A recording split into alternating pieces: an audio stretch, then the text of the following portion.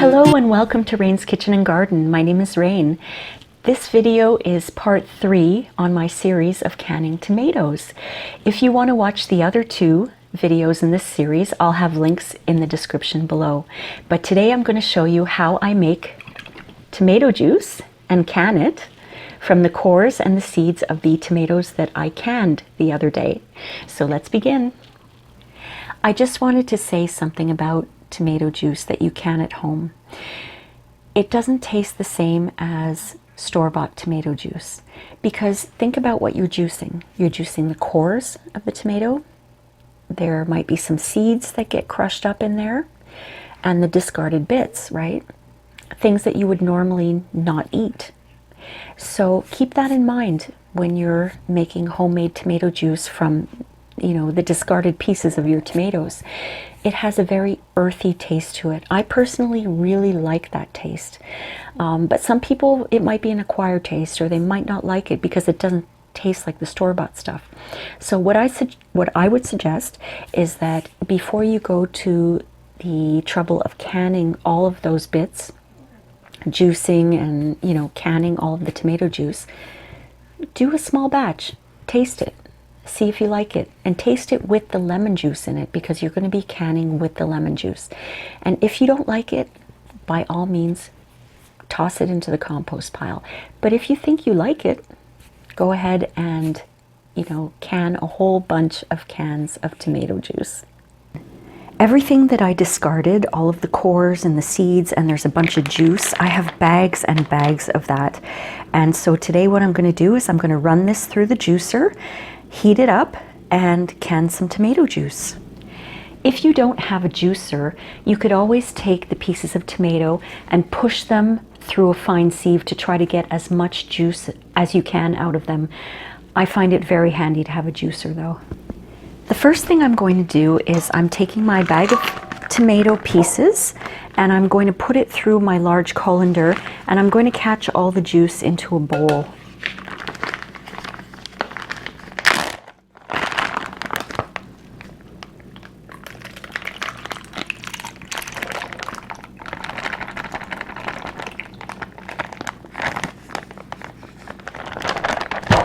Okay, I'm going to take the large pieces out. These are the cores.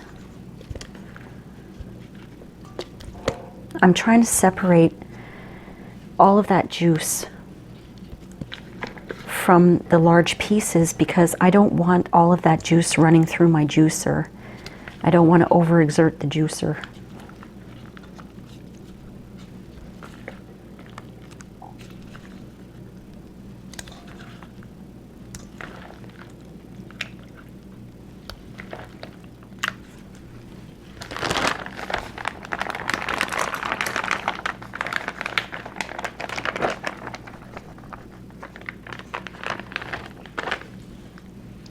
I wash and reuse my zip top bags, by the way.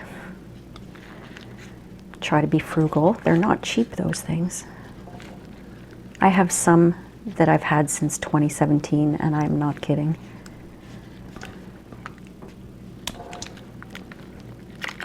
Okay, so I've got the large pieces out. Now I'm just going to kind of do this. Try to get all the juice. Trying to force the juice out through the colander.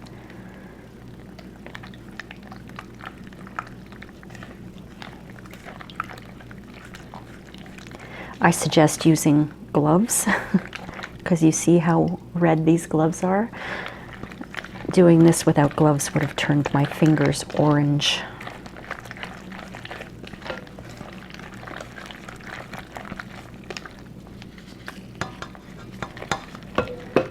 It's getting heavy on my hand. Give me a second. There we go. So I think I've got most of the juice out. This is all solid pieces here.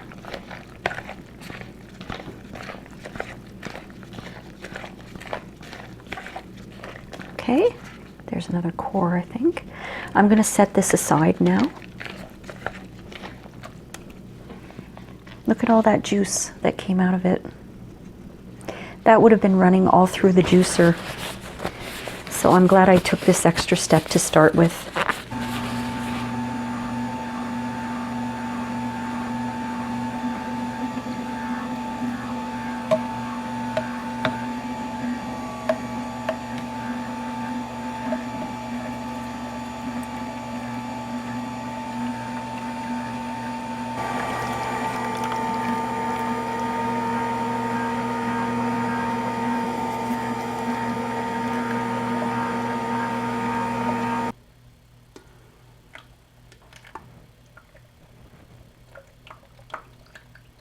I'm putting the juiced juice through the sieve as well, just in case some seeds snuck in.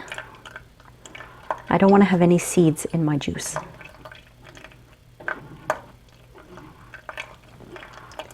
So after canning the tomatoes, I saved all of the extra pieces and the cores, turned those into tomato juice, and then whatever's left goes into my compost pile.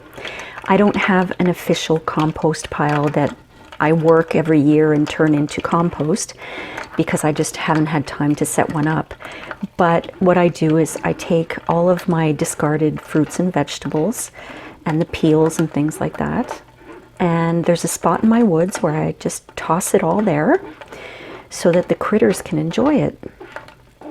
So basically nothing goes to waste here. Either I enjoy the tomatoes or the tomato juice, the critters enjoy the excess food that's out there, or the earth enjoys it when it composts into the ground.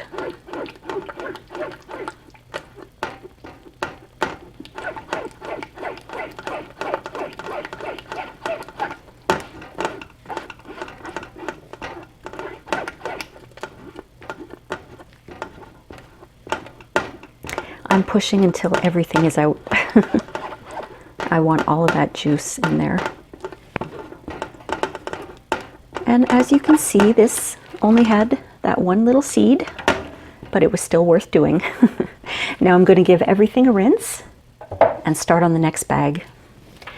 As I was juicing one of the bags full of tomatoes, I noticed a weird smell. It kind of smelled like, you know when cold cuts go bad in the fridge? That's what it reminded me of, that smell. So I decided to toss out that entire bag, including the juice. I took apart the juicer and I'm washing each piece now, just in case there was some kind of bacteria that got into that bag. What I did after that was I opened each bag and I smelled them, and they all smell fine. So I'm lucky only one bag had that sort of weird smell to it. Better safe than sorry, right? The next step is to heat up your tomato juice. Now, I was on the Ball Canning website, and according to them, bringing your tomato juice up to 190 degrees Fahrenheit or 88 degrees Celsius will help it from separating during the processing. Last year when I canned my tomato juice, I didn't realize that I had to bring it up to such a high heat, and when I water bath canned it, unfortunately it separated in the jars. There was half of the jar was just water and the other half was like the tomatoey paste kind of stuff, and I tried to shake it and bring it back together, but it wouldn't reconstitute itself, so I couldn't use it as tomato juice, unfortunately. But this year I'm going to try the tip from the Ball Canning website, and I hope it works. I'm just heating up my tomato juice on medium-high heat so that nothing burns on the bottom. And at the same time, I've filled my water bath canner up with water, and that's on medium-high heat, so that the water will start to heat up, and I'll be ready to put the jars in when the tomato juice reaches the heat that it needs. And because I pre-wash all of my mason jars in preparation for canning, all I have to do at the last minute is fill them with really hot water to make sure that they're nice and warm.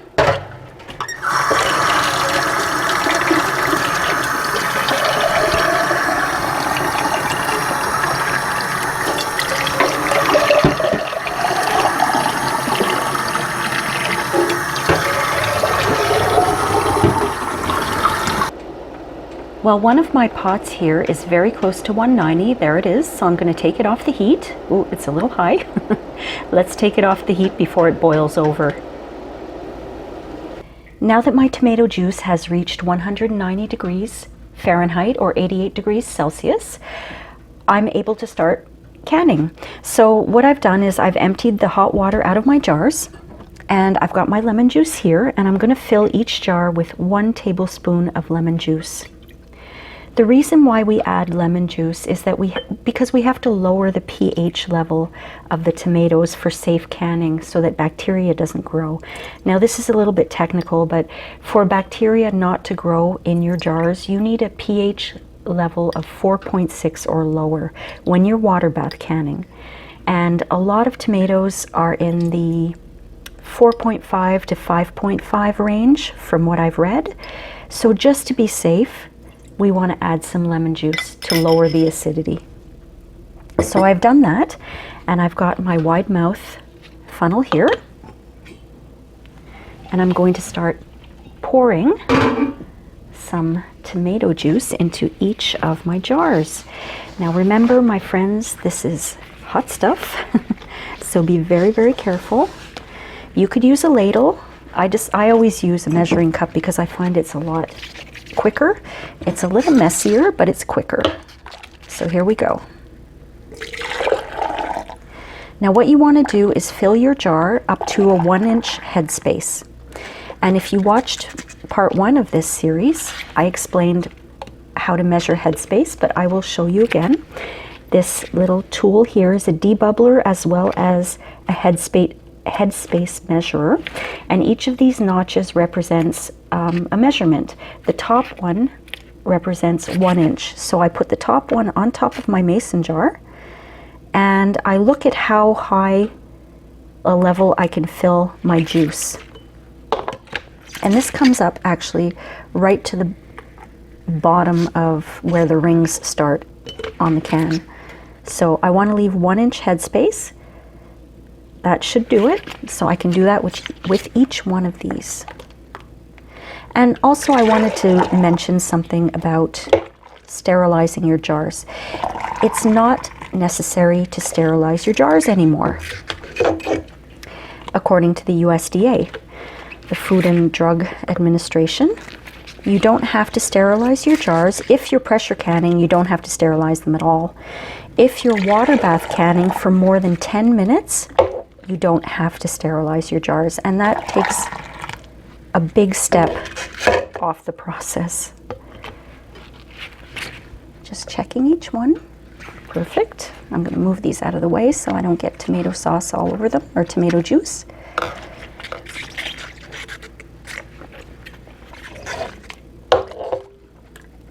Now my other pot of tomato juice also reached 190 degrees Fahrenheit, so it's ready to go if I need it. But I have a feeling I'm going to be canning for quite some time today.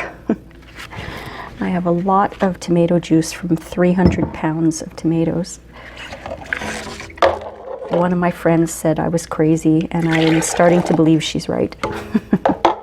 But you know what? I have meals now for the whole year. We mostly eat tomato-based meals, and this is just amazing that I'm able to take care of my family this way. Put all this up in the pantry, and we've got the tomato juice too that we can drink. And I'll see after the canning process whether or not the little trick worked, that if you heat it up, the juice won't separate. Okay, I'm just going to start pouring now.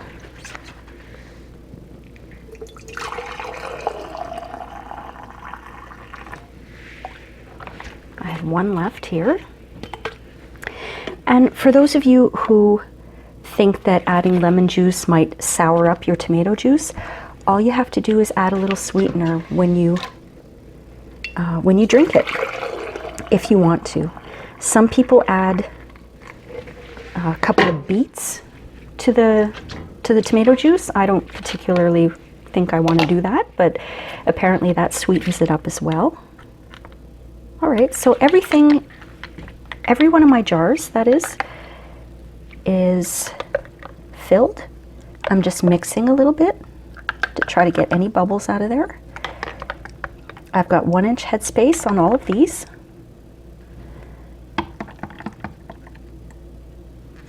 And now what I'm going to do is wipe my jars. You have to wipe your jars. If there is any food residue on the top of your jars when you put your lid on, see, it will most likely grow terrible bacteria, and you could risk botulism. So let's not risk that, okay? Just go over each jar. Make sure it's very clean. See, I still have some there.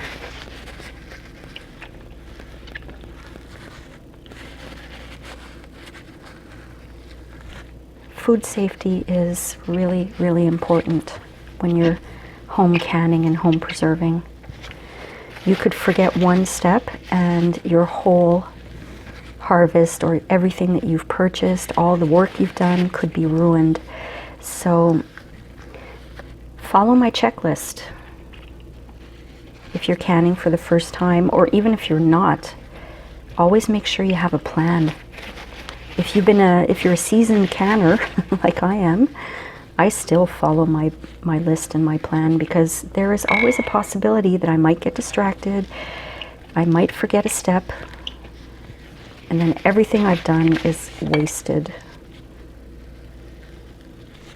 All right, I'm just gonna grab a clean paper towel here for the last 3.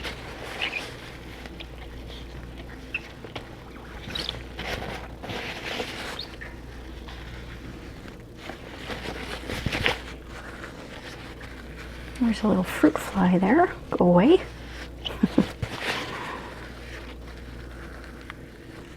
Okay. 2 more.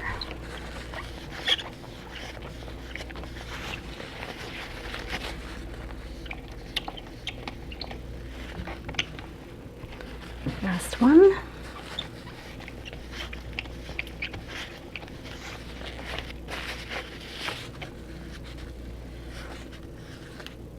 Nope, that still has some tomato on it, so let's check again. Good. So the next thing we're going to do is put the lids on, our clean lids.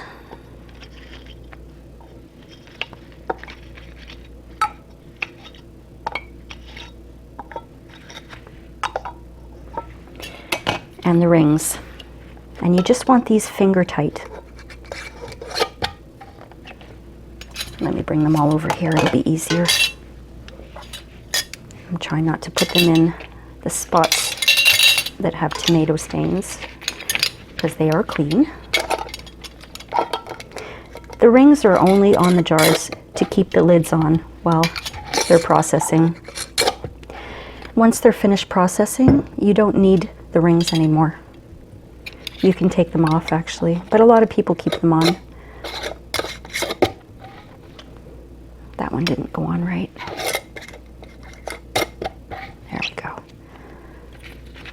I have a very small space here, my friends, so. One thing about a small kitchen is you really notice how small it is when you're canning large batches of things. And I only have the one large burner on my stove. I have 1 large burner and 3 small ones, so even if I had a second canner, I probably wouldn't be able to use it on this stove.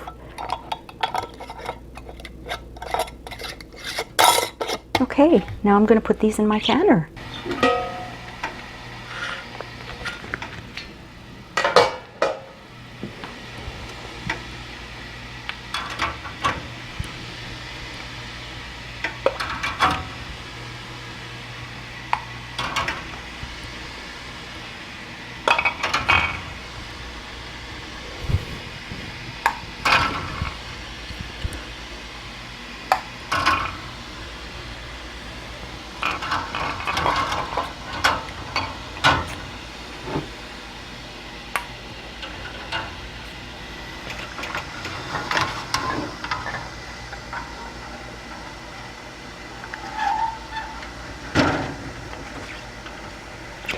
When you're water bath canning, you always have to make sure that you have at least 1 inch above, 1 inch of water above your jar tops, okay? If there's less than 1 inch, add more water. You want those jars to really process and seal properly. So I'm putting the lid back on the pot, and as soon as I get a rolling boil, I'm going to set my timer for 40 minutes.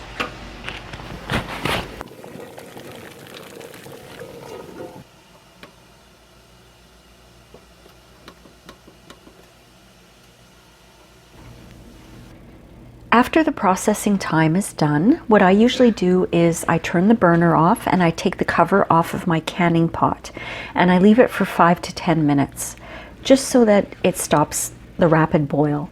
And then after that, we very, very carefully lift up the canning rack. They're already starting to pop. So what you can do is, I love that sound.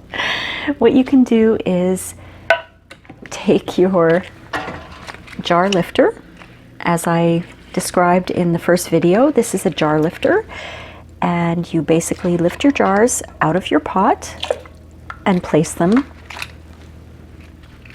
somewhere to cool. Okay? Personally speaking, and please don't follow my advice, I'm okay with the heat. I'm very used to it, so I don't mind using my dish gloves to pull my cans out. But remember, be safe. This is boiling water, okay? You don't want to burn your hands. And not only will the water burn your hands, but the steam will too. So please be careful and be safe, and use whatever method you need to be safe, okay?